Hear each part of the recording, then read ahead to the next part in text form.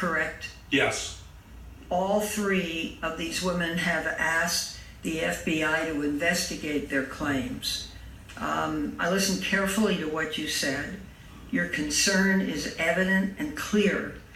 And if you're very confident of your position, and you appear to be, why aren't you also asking the FBI to investigate these claims? Senator, I'll do whatever the committee wants. I wanted a hearing the day after the allegation came up. I wanted to be here that day. Instead, 10 days pass where all this nonsense is coming out. You know, that I'm in gangs, I'm on boats in Rhode Island, I'm in Colorado, you know, I'm cited all over the place. And these things are printed and run breathlessly by cable news. You know, I wanted a hearing the next day. My family's been destroyed by this, Senator. Destroyed. And whoever wants, you know, whatever the committee decides, you know, I'm all in immediately. I'm all in immediately. And the terrible and hard part of this is, when we get an allegation, we're not in a position to prove it or disprove it. Therefore, we have to depend on some outside authority for it. And it just seemed to me that when these allegations came forward, that you would want the FBI to investigate those claims and clear it up once and for all. Senator, the committee investigates. It's not for me to say how to do it, but just so you know, the FBI doesn't reach a conclusion. They would give you a couple 302s that just tell you what we said. So I'm here. I wanted to be here. I wanted to be here the next day. It's an outrage that I was not allowed to come and immediately defend my name and say I didn't do this and give you all this evidence. I'm not even in D.C. on the weekends in the summer of 1982. Huh? This happened on a weekday? Well, was it when I'm not at a Blair High School for a summer league game? I'm not at Tobin's house working out? I'm not in a movie with Suzanne? You know, I wanted to be here right away. Well, the difficult thing is that these hearings are set and set by the majority. But I'm talking about getting the evidence and having the evidence looked at, and I don't understand. You know, we hear from the witnesses, but the FBI isn't interviewing them and isn't giving us any facts. She's got a lot to say for a lady that was just sleeping. You're doing it, Senator. I'm sorry to interrupt, but you're doing it. There's no conclusions reached. And what you're saying, if I understand it, is that the allegations by Dr. Ford, Ms. Ramirez, and Ms. Swetnick are wrong. Yeah, that is emphatically what I'm saying. Emphatically.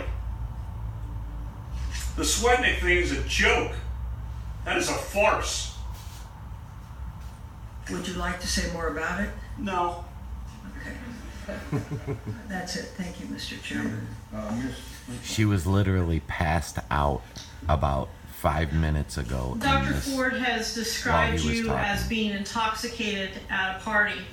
Did you consume alcohol during your high school years? Yes, we drank beer. My friends and I, the boys and girls. Yes, we drank beer. I liked beer. Still like beer. We drank beer. The drinking age, as I noted, was 18, so the seniors were legal. Senior year in high school, people were legal to drink, and we drank beer. And I said sometimes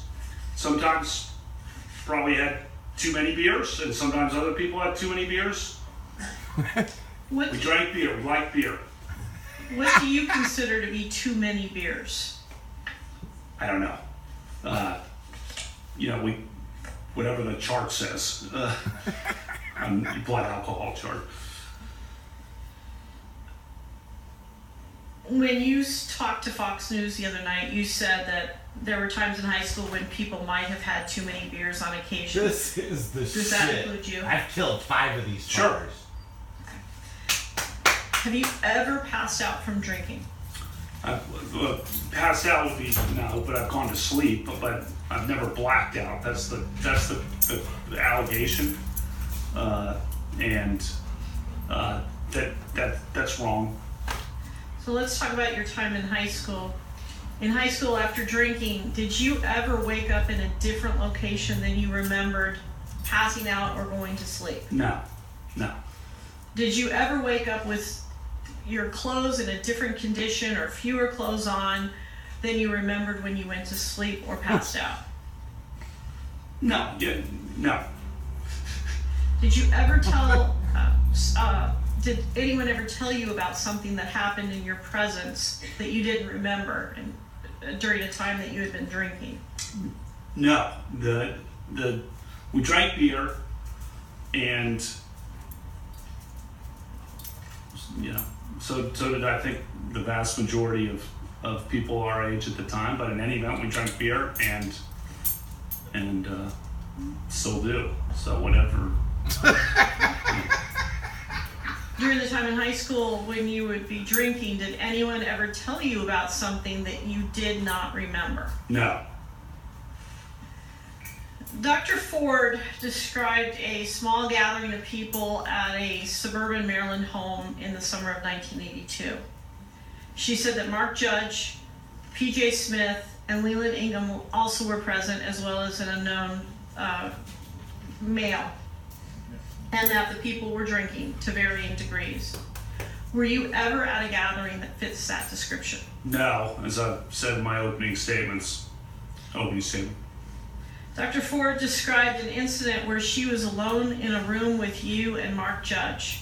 Have you ever been alone in a room with Dr. Ford and Mark Judge? No. Dr. Ford described an incident where you were grinding your genitals on her.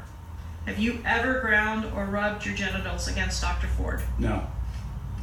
Dr. Ford described an incident where you covered her mouth with your hand. Have you ever covered Dr. Ford's mouth with your hand? No. He just said he never met her. Dr. Ford described an incident where you tried to remove her clothes. Have you ever tried to remove her clothes? No. He just Referring said he back never to met the her. definition of sexual behavior that I have given you, have you ever at any time engaged in sexual behavior with Dr. Ford? No. Have you ever engaged in sexual behavior with Dr. Ford, even if it was consensual? No. I want to talk about your calendars. You submitted to the committee copies of the handwritten calendars that you've talked about for the months of May, June, July, and August of 1982. You have them in front of you. I do. Did you create these calendars in the sense of all the handwriting that's on them? Yes. Okay. Is it exclusively your handwriting? Yes. When did you make these entries? In 1982. Has anything been changed for those since 1982? No.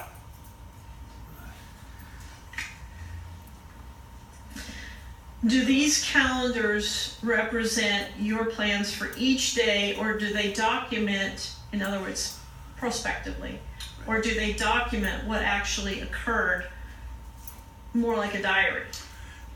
They're both forward-looking and backward-looking, as you can tell by looking at them, because I cross out certain doctor's appointments that didn't happen, or one night where I was supposed to lift weights, I crossed that out because I obviously didn't make it that night. So you can see things that I didn't do crossed out in retrospect, and also when I list the specific people who I was with, that is likely backward-looking.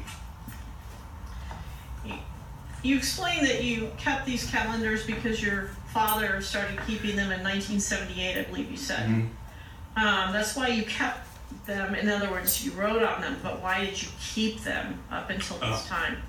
Well, he's kept them too since 1978, so he's a good role model. Ms. Mitchell. Oh, I'm sorry. Judge Kavanaugh has asked for a break, so we'll take a 15-minute break. First break. I like the game. I like the